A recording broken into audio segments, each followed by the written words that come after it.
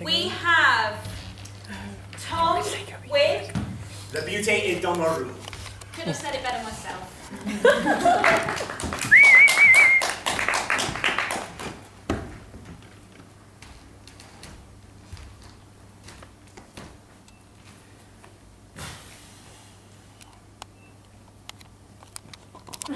Yeah, not so much fun when you're on the other side, is it? Right. I need a documenter. Hands up if you want to document. Hi. I'm Tom. Hello, Rob Morgan, ATP. Nice to meet you. Are you willing to wear a shirt, Rob? Am I willing to wear a shirt? Yes.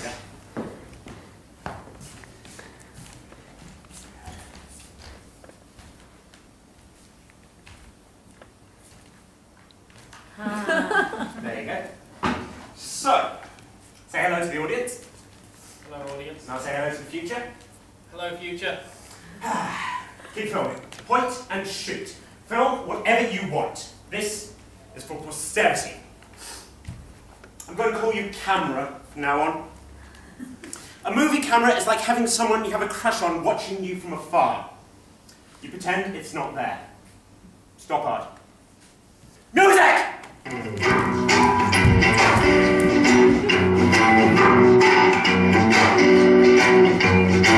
Hands up if you want to do some graffiti. Graffiti. Come on.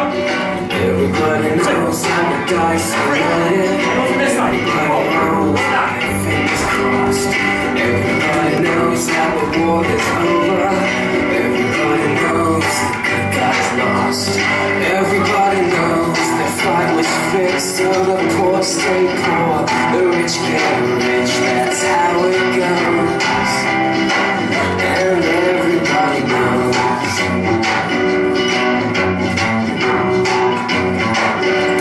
And everybody knows that the boat is leaking. Everybody knows the captain lied. Everybody's got this broken feeling, just like the father or the dog just died. And everybody's talking to their pockets, and everybody wants a box of chocolates and a long stem rose. Yeah, and everybody knows.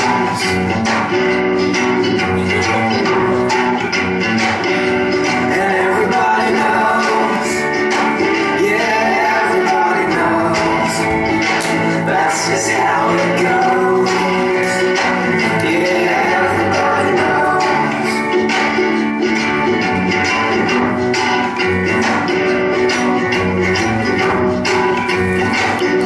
And everybody knows that you love me, baby. Everybody knows you really do. And everybody knows that you've been faithful. Well, give or take a night or two. And everybody knows you've been discreet, but there were so many people you just had to meet without your clothes. Yeah, and everybody knows.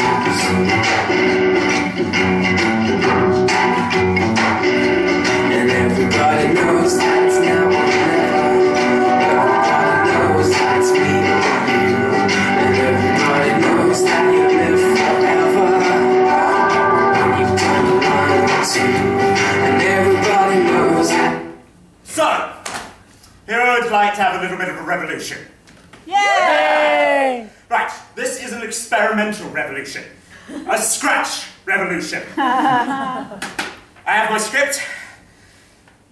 This revolution has notes. It has a plan. Maybe it will work. Maybe it won't.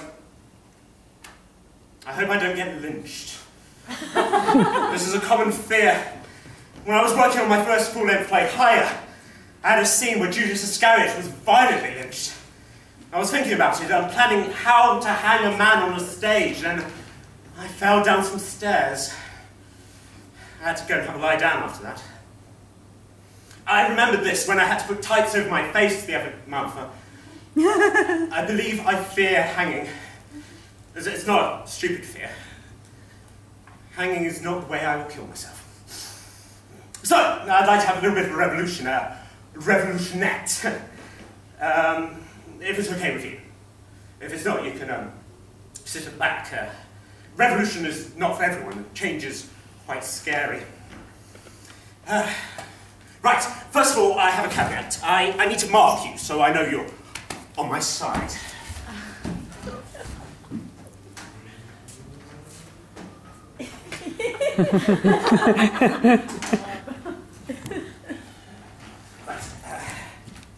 There. Red.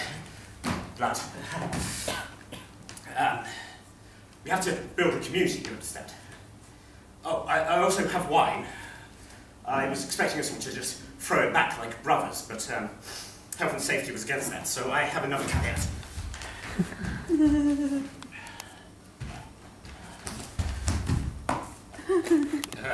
It was all that they had in the shop. It's for a princess party, but I'm sure it'll hold the grape juice just fine. Well, you can have no wine and some paint, but you can't have wine and no paint. Paint is for champions. Oh, don't worry, it washes off. I have wet wipes. So, if you'd like to join the revolution, please come up and be marked. You can wine. Wine? Marvellous. Hard one. I'll tell you what, mark yourself. Word. Just anywhere, so people can tell. I know it's not the smartest way of running an underground revolution, but it helps me. Just for you. Thanks. That's for you. You're very polite. I like that. So what do we toast? Should we wait? Wait until everyone who's marked. Uh-huh. Yeah.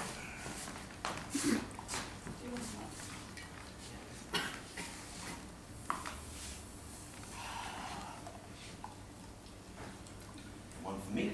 It's unfair.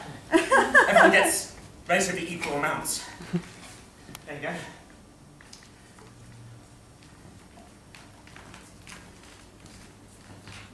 No problem. Cameron, do you want a drink? There you go. Good camera. So, if you want to come up and join us later, you can. Try and find the paint. Take it off other people if you can. Mingle. Community. Kinship. Or if any of you want to go back to your chairs, you can. Freedom.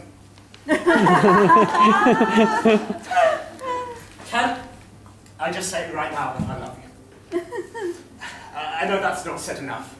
No, I don't want any rumpety-pumpety, but you need to know you are loved. We need more love in revolution. You guys... you know what? I've changed my mind. You can have wine if you don't want the paint. That wasn't very nice for me. I wasn't very loving. I'm very sorry. So, if you're ready, should we start? Okay. The words are very simple. BEAUTÉ et dans la rue. Let's see if we can get this started. Fists in the air, try not to spill your wine. Your BEAUTÉ et dans la rue. BEAUTÉ et dans la rue. BEAUTÉ et dans la rue. BEAUTÉ et dans la rue. You can march if you like. BEAUTÉ et dans la rue. BEAUTÉ et dans la rue. BEAUTÉ et dans la rue. BEAUTÉ et dans la rue. BEAUTÉ et dans la rue. Stop. I'm tired and I'm dizzy now.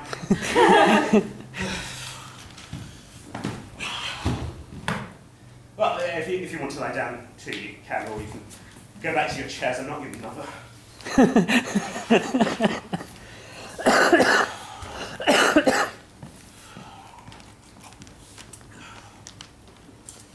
I want to be a situationist. I want to be a Dadaist. I want to be a neo-futurist. I am a psychogeographer, so I'm sort of on the ladder. I want to be beautiful in my actions. Oh, this floor's going to get sticky. Well, I bought paper towels to clean the floor.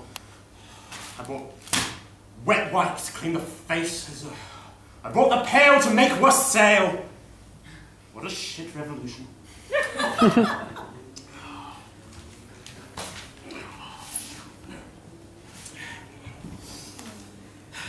In May of 1968, the people of Paris revolted. Workers went on strike and the students of the École des Beaux-Arts took hold of the printing studios and created posters of revolution. The students fought the bourgeoisie of the art world, or the bougie as they're now known across the ocean. They fought de Gaulle. The students used screen painting as it was the fastest way to mass-produce posters. They worked around the clock. Posters to be put around the city. Weapons. If I was doing the show beyond the scratch, I'd show you some. They were pretty. I would describe one. It is designed with red paint.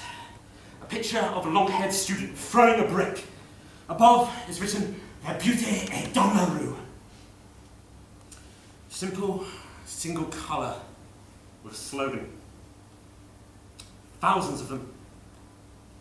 All across the streets. The burning, churning streets. Oh, well, despite the claim the revolutionaries didn't want the posters to be art, they didn't want them to be a thing of beauty, to be hung on the walls to be admired, to use them for their decorative purpose, to consider themselves as anything else but aesthetic interest to is to impair their function and their effect. 1968, OTR pop there. Calm and carry on. Hope. Shame. Oh, don't shoot me, I'm worth more to you alive, Guevara. I came across the Paris riots, Guy Debord, Georges Perec, and the situation is because some cunt threw a fridge off a roof. I'm not going to talk about that now. If I ever do more of this piece, I will talk about that. I will talk about A. Void and Gadsby. I will talk about how I convinced a girl with a squirrel puppet to come and waltz with me at an embassy for a man who had had his bicycle stolen. I'm sorry I said cunt. I want a strong word that doesn't insult the lady faces up. I'll keep searching for it. Me culpa, maximum culpa. Look, punishment. I will say 3, 2, 1, and then you will all shout the strongest swear word you know at me, okay? So, 3, 2, 1! Can't! That hurt. And yet I still love you. I am looking for beauty in the streets. It is my rule, my driving force. As an artist, as a man, same thing. I'm searching for beauty. The beauty. Mostly outside. Which is nice as it goes worldwide. Psychogeography. You find nice cafes and gardens and cats being consumed by worms. Oh, I'm not going to lecture you on not looking around enough. On looking at your phones or on the internet instead of going down alleyways and over walls. Or searching for benchmarks. There's beauty on the internet, on your phones. But I'm not worrying about that at the moment. It's the streets that drive me. Oh, I'm going to talk about benchmarks if I do the full show. They are beautiful. I'm not beautiful. I'm lacking. Well, better a crawling ape than a fallen angel. Oh, no, but I don't mean pretty when I say beauty. I mean, well, I'm working on what I mean. I know to beware attractive beauty. It's amazing how complete is the illusion that beauty equals goodness, says Tolstoy. That stuff hurts the soul. Causes Tosca. It's a well-known fact that in New York, you will spot the most drop-dead, eyes, gougingly beautiful person just the moment before the doors slam shut and you are taken away. This is the subway gods taunting you. They don't like rumpety or pumpety. They don't like people very much. You do not deserve carnal pleasure, just enjoy the beauty. The tube gods do not like people throwing themselves in front of the trains. It slows things down terribly. I would not kill myself throwing myself under a train. I took a small group recently to Postman's Park to see what's memorial to heroic sacrifice. A plaque, park, Common folk had all lost their lives saving others. I learnt about it from lone twins Daniel hit by a train. Now that was beauty. A show about every soul in that park. Many, in fact, hit by trains. Across from me were two young women, part of a group from Winchester University. They were on a date. They whispered during the show and I observed them across the space. They giggled and held hands and that then developed into kissing. Kissing as lone twin talked about people drowning in swamps. I watched the change from lesbian-like to lesbian love. It was beautiful, but inside, so I'm not going to talk about it. Some years later, a friend of mine ripped a small piece out of Time magazine about the park and thrust it inside my mouth. "Go," he said. That was neither beautiful or outside, so I'm not talking about that either. We stood before the plaques in Postman's Park and, well, some of them were heartbreaking. David Selves, aged 12 of Woolwich, supported his drowning playfellow and sank with him clasped in his arms. September 12th, 1886. Others, well, it was a different time. The deaths were odd in deed and in wording. Sarah Smith, pantomime artist, at Prince's Theatre died of terrible injuries received when attempting in her inflammable dress to extinguish the fire that had enveloped her companion, January 24th, 1853. The worst I feel was Thomas Griffin, fitters labourer, April 12th, 1889. In a boiler explosion at a Battersea sugar refinery, was fatally scalded and returning to search for his mate. Bored alive. Hell of a way to go. I don't want to die by burning. Why is so much of this show about death, eh? Wait, is this show about my death? Am I dead? If I am dead, I don't think this is the worst afterlife. If I am dead, there, I've cracked it. I can move on, unless there's something worse. Worrying. Wait, what is this show about? Death, heroics, wine, situationism, beauty, love, going for a walk. Oh, what is the point? Who cares about beauty? Beauty is unbearable. Drives us to despair, offering us for a minute the glimpse of an eternity that we would like to stretch out for the whole of time. Camus. I need another volunteer. Look, I promise I'm not going to do anything weird, like spit wine into your mouth. Unless anyone wants me to spit wine into their mouth. I kind of want to do that now. No! Focus. Okay, hands up who's willing to be my friend. Okay.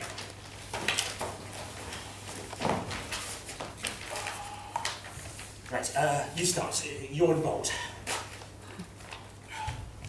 What do I say? Hello. Hello. Hello, script. I have a name. I'm taking it away from you. You're now called script. Why? Dramatic conceit. Like how camera is now just camera.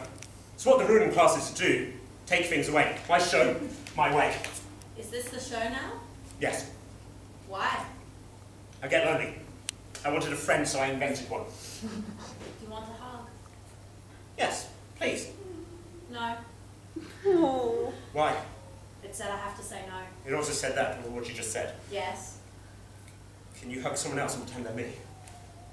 I suppose.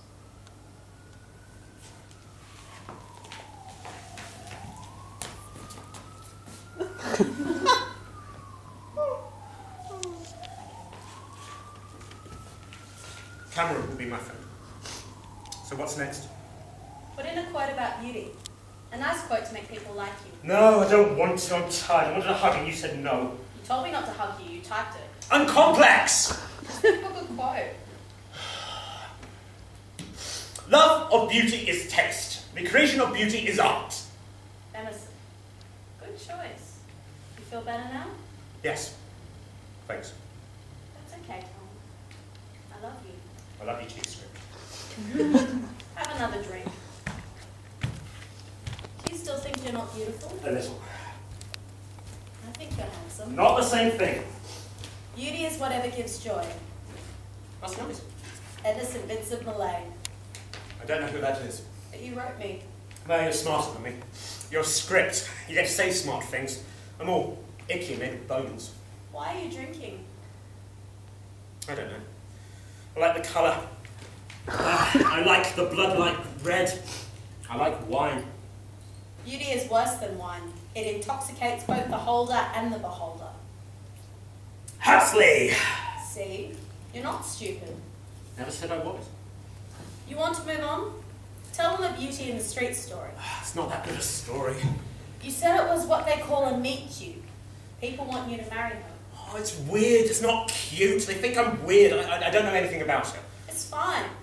You're just being silly. How about I get someone to play her? No, I'm too sad and tired. I'll do it in the men's show. So you're just going to end it like this. You owe them the story. You ever build a thing and realise it's not that great? Like this show. It made me happy, and yes, I think it was a perfect example of BEAUTÉ, but you break it down and it's nothing but a void. A lacuna. Why would I bring it up? Who would care? I care. You only care because I told you to. You only care because I wrote it down and you're reading it. I'm as much of a victim here. I've been talking about beauty and revolution and France and death and death and death. You are not my friend. You are some sap who thought it would be cool to get up on stage, that's all. So much time to survey little. The time you enjoy wasting is not wasted time. Maybe. Do it. Audience, I promise little. But the reward? Middle to high payout. Yay or nay, audience, would you like to hear the story? Yay! Yay! A yay! Okie dokie, artichoke, the last huzzah. Script, take a bow. Yay! Okay, so I'm going to need a me and a her. Do I have any volunteers?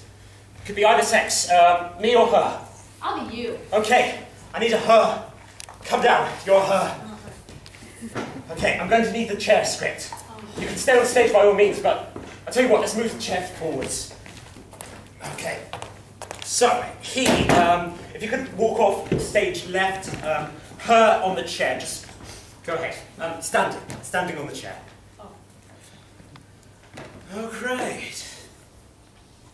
Okay, just go with the flows, mummy and daddy is. Okay, so I think it's time to blow this scene, get everybody and the stuff together. Okay, 3, 2, 1, let's jam. Just go with it.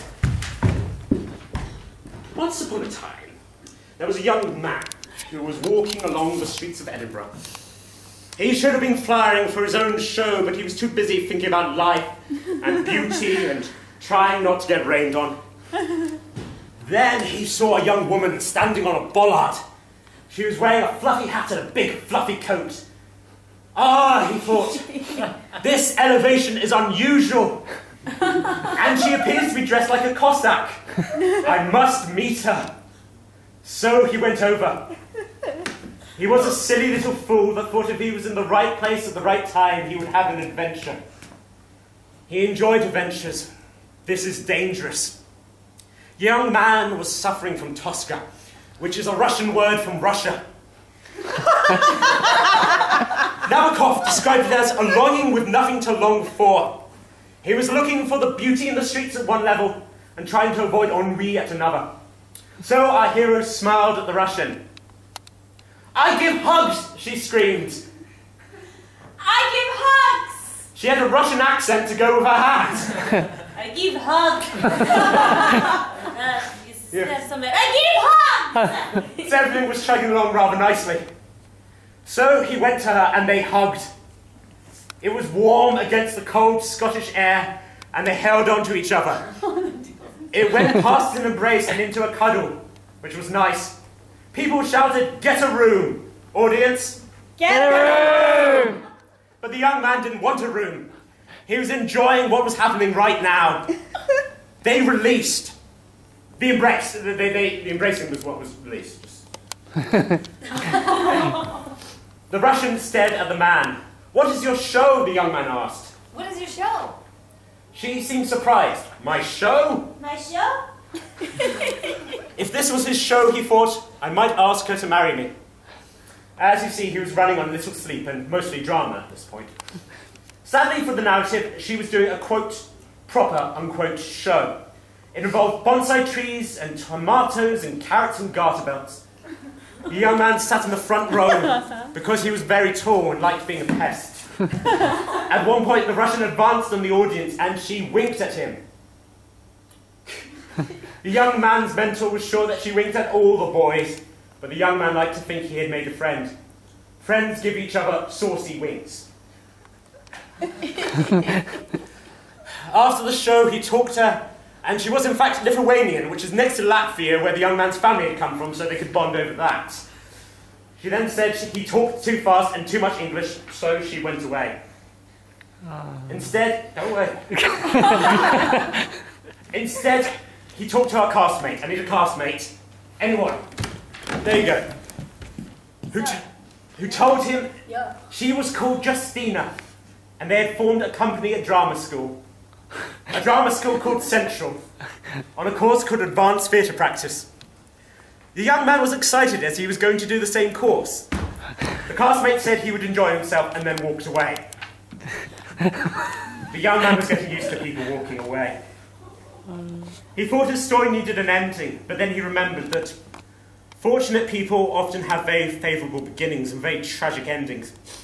Whatever matters is being applauded when you arrive, for that is common. Does not matter, but what matters is being missed when you leave. Big hand for the cast.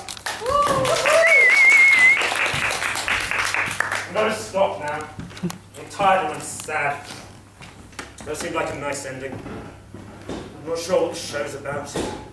It's about beauty or sacrifice or politics, or it's just the ramblings of a drunken madman. Camera, thank you for being here. You're my favourite.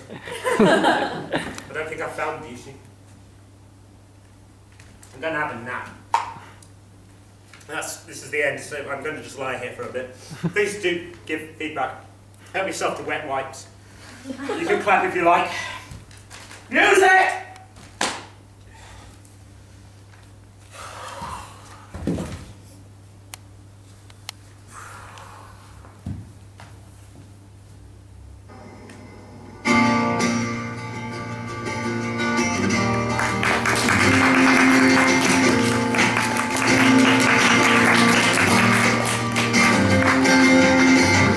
Stop the talking, I could talk all night. My mind's been sleepwalking while I've been setting the world to have you got yourself that occupation? Well, that was cool. That was a thing. So, 10 minutes start now. Any feedback, any things that you want to say to that one? So, A, the writing was very clever. Thank you. And I rarely say that. I'm serious. No, I'm very judgmental of writing, even though I can't write for shit. And B, is that I wanted to shout out things at you, which is also something that I never want to do. And I don't know how much you want that from your audience. Happy from shout But out. the effect was that I wasn't quite sure if I could, but I wanted to so many times. Like, I there's think so many things I wanted to yell at you you. are laughing. Like, there's so many things I wanted to yell at you, so just know that. I usually, really, from an audience member's point of view, dislike going on stage and doing stuff. And I really wanted to get on stage with you, because it seemed like so much fun. And because what you were doing was really kind and gentle, like I didn't feel threatened, which is a nice way to feel as an audience member. And I also really enjoyed the way you changed the space. It looks very different now than it did at the start. I have a question. Yes. Do you... I'm probably asking because I know that you're into like relational and immersive stuff. So it's okay if the answer to this question is no, but do you genuinely want the audience to intervene? I think I'd be interested to see what happens. Okay. I'm very much of the feeling that if you do give the audience an option, you have to respect it. You don't necessarily have to go with it. But you know, if you had said no, I do love you, I'd have to acknowledge that. Because I did say that during the script, and yeah, you didn't. and I wondered if that was yeah. a choice. No, I think that's interesting. Again, if you get into the frame of mind, oh, I'm just going to let my audience do whatever I want, it's just going to turn into anarchy. But I want to build a proper relationship with my audience. I was saying, it's most immersive stuff is scary, that you feel that the performers are turning on you and mocking you. But that's very much taking that burden on my shoulders. I'm the mess, and you guys. Again, if you know, I think there was that bit where I said you're not my friend, and you reacted to that because it's a lie. You know, it's a process I'm working through. Kind of, very very much. I want to be able to do immersive stuff for people who think, oh no, not for me, because they're going to mock me. Actually, I'll tell you sort of how I got into it from a very young age. That when I was a kid, I went to see a Sesame Street show, and they said, oh no, we've got some good seats here, sit here, so they moved us. And then partway through the show, some bad birds kidnapped my father, took him on stage, and dressed him like a bird and made him dance. And again, my dad's not a theatre person. It's kind of amazing that he comes to see my stuff, but he's just the utter fury, and I'm in tears because some evil birds have stolen my dad. So that stuck there. I had another example when a few years ago I went to see a show. It just throttled me. Again, I was young. He was wearing a sack over his head and just came choking me. I was like, you can't do that. You can't. Oh wait, you can. But that's not the sort of stuff I want to do. I want it. You know. As I said, I'm taking this on my shoulders. It's my horrible journey, and the fact that if you did suddenly say no, not doing this, it would be an interesting experience to actually. Again, I think it's a very different audience because, looking around, everyone in this room knows me, and so there's that kind of. Sorry, I'm just rambling. But even irrespective of that burden, I don't think, even if with a group of strangers, it would be a burden because the environment, as Jen said, that you've created is one where it's, even though it's a revolution, and your character, for want of a better word, is a bit cray. You create an environment that is fun and warm where people want to engage, so I don't think that would be burdensome. But I do think, like, one of the strongest points of the writing, which is very, very good, is that you completely acknowledge the situation that you're in, that it is a scratch, that we are very much here, and that we're this audience who identify with words like Tosca and Lacuna because they've come in jokes as part of our culture. And I wonder how far you can take that in terms of not just the text but the audience relationship, because that's really interesting. And that's something I'm really attracted to, and I acknowledge that that's because it's partly my taste, but also because objectively it's very, very good, and you're very skilled at it. So do more of that. I think audiences might. I've been saying this to some of you, that sort of idea of intimacy, that you're coming here and I want to. And I think, again, that's interesting that the two of you stayed on stage. And again, some of you just go, we had enough. But again, I put that rule out. I said, you know, if you want to come on stage, you can. If you want to leave, you can. No judgment. We understand that this is a big thing I'm asking.